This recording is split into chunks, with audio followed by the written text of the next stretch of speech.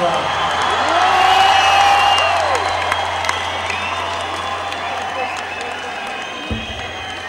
Ça nous fait immensément plaisir d'être ici ce soir, vous savez pourquoi.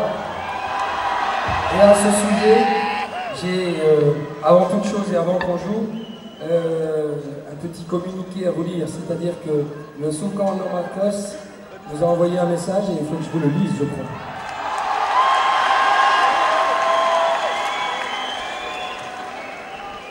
Ça vient de l'armée zapatiste de libération nationale du Mexique.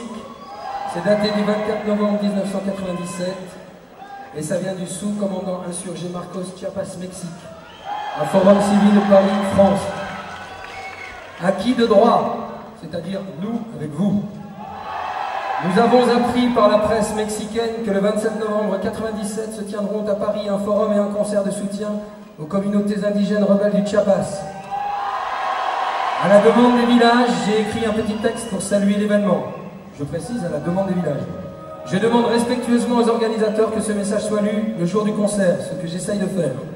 Merci d'avance pour la lecture et pour tout ce que vous faites. Sur recommandation des compagnons des communautés, j'ai fait appel à l'organisation non gouvernementale Enlace Civil AC pour qu'il nous aide à faire parvenir sans délai ce salut jusqu'à Paris, France. J'espère qu'il arrivera à temps.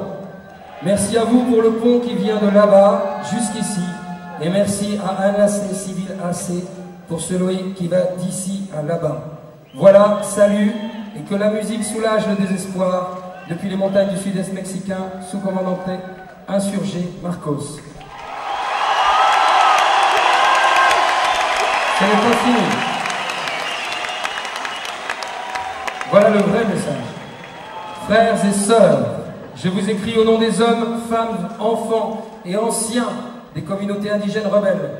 Les villages zapatistes en résistance pour l'humanité et contre le néolibéralisme saluent tous les assistants à ce forum civil et au concert, les organisateurs, les artistes participants, les associations, comités, collectifs, réseaux et personnes, ceux que l'on voit et ceux que l'on ne voit pas.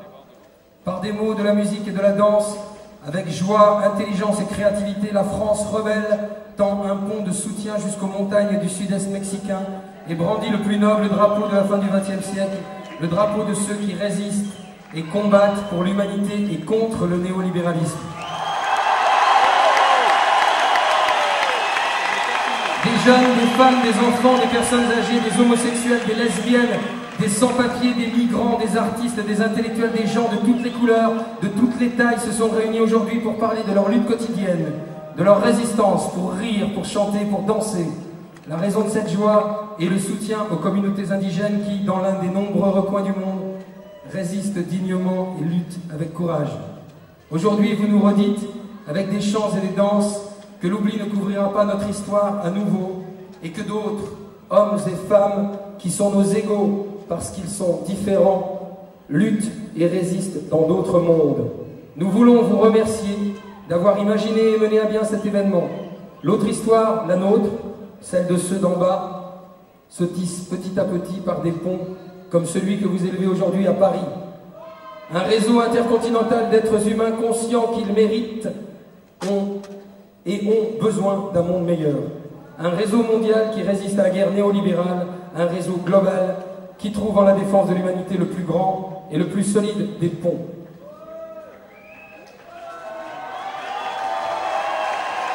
Ça continue.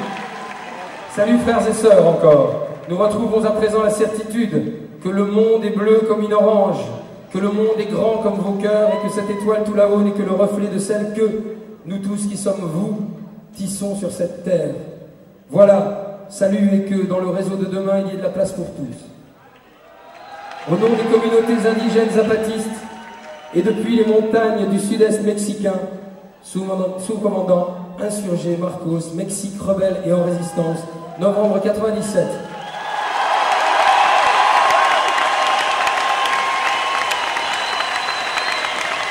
Courage. Voici le PS. J'ai parlé du post-scriptum, pas du Parti Socialiste, qui présente son rapport au forum. Après le son menaçant d'un avion militaire nocturne, un hippocampe marron se couche dans le sommeil de la mer. Petit matin, heure d'apprendre. C'est alors qu'arrive le vieil Antonio pour chasser les brumes et tiédir le froid. Le vieil Antonio, lecteur attentif d'Eurydipe, pour quelque inexplicable raison, a sa propre théorie sur la lutte et l'avenir. Le puissant change de nom selon les galipettes de l'histoire, me dit-il en allumant sa cigarette. Mais il nous dit et nous répète sans cesse sa version de la lutte contre lui, de sa toute-puissance et d'un avenir impossible sans sa domination. Personne ne peut me vaincre, dit-il. Et se dit-il devant le miroir d'or qui rend beau le crime et aimable le mensonge. Et comme ça, à force d'entendre cette histoire depuis qu'on est petit, on finit par être convaincu que personne ne peut vaincre le puissant. D'une longue colonne de fumée sortant de ses lèvres, le vieil Antonio dessine la taille du mensonge.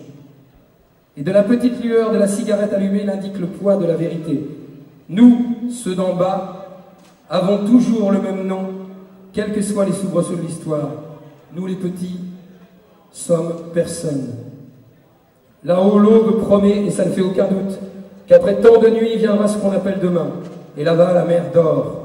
Voilà encore, salut encore, et si nous sommes personne, qu'est-ce qu'on attend?